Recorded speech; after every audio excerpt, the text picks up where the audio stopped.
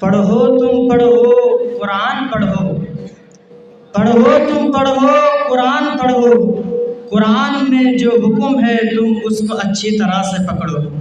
نحمدہ و نصلی علی رسولہ الکریم، اما بعد، فاعوذ باللہ من الشیطان الرجیم، بسم اللہ الرحمن الرحیم۔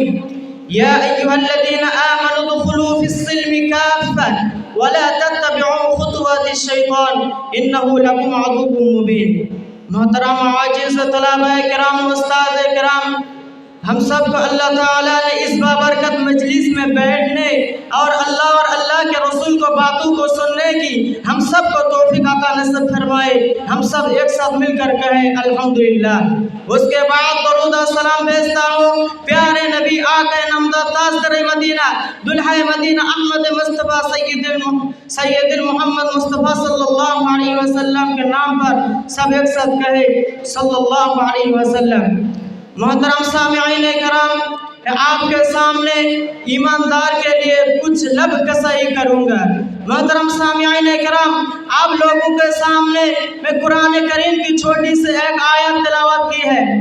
اس کا ترجمہ یہ ہے، اللہ رب العالمین نے فرمایا یا ایھا الذین آمنوا ادخلوا فی السلم کافۃ ولا تتبعوا خطوات الشیطان انہ لکم عدو مبین۔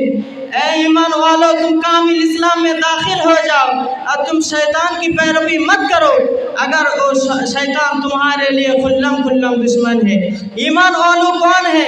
ہم کو جاننا چاہیے ایمان والو کون ہے۔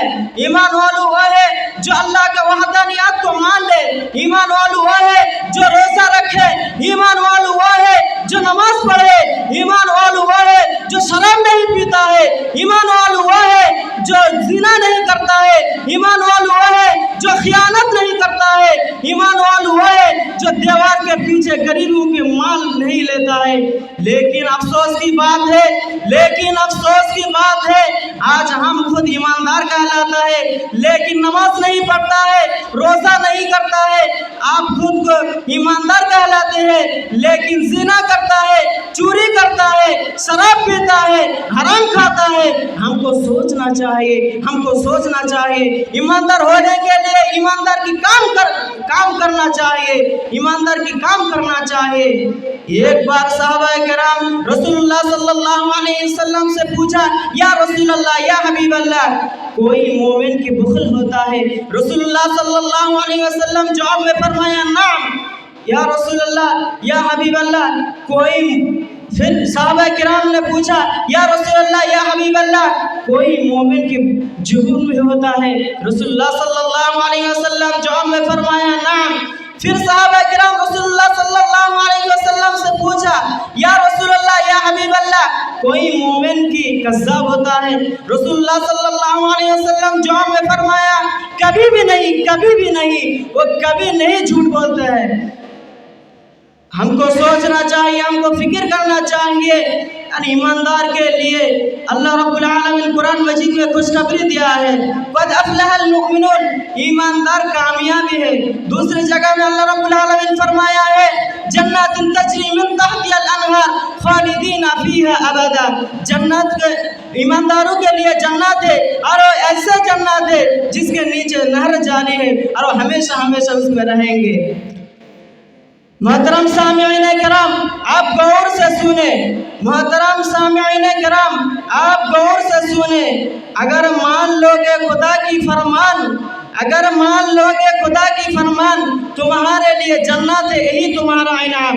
محترم سامعین کرام، اس کو بولتے ایک قصہ مجھے یاد آ گیا۔ وہ قصہ کیا ہے؟ ایک عورت روزانہ زنا کرتا تھا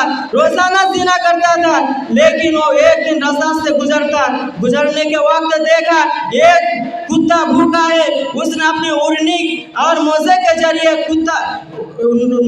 ذریعے وہ کنواں سے پانی نکال کر اس کو کھلا دیا۔ اللہ رب العالمین اس چھوٹے کام کی وجہ سے اس پر خوش ہو کر زندگی کی گناہ معاف فرما دیا، اس کی وجہ سے اس کو جنت میں دے دیا۔ تو ہم کو سوچنا چاہیے، ہم کو فکر کرنا چاہیے، ہم کو چھوٹی چھوٹی کام کرنے کی وجہ سے اللہ تعالیٰ اس کے بدولت ہم کو جنت میں دے دیں گے۔ تو آخر میں ایک شعر بولنا چاہتا ہوں، بارش برستی ہے آسمان سے زمین سے نہیں، بارش برستی ہے آسمان سے زمین سے نہیں، اور ہمت بڑھتے ہیں اس انجمن سے کتابوں سے نہیں۔ وآخر دعوانا الحمدللہ رب العالمین۔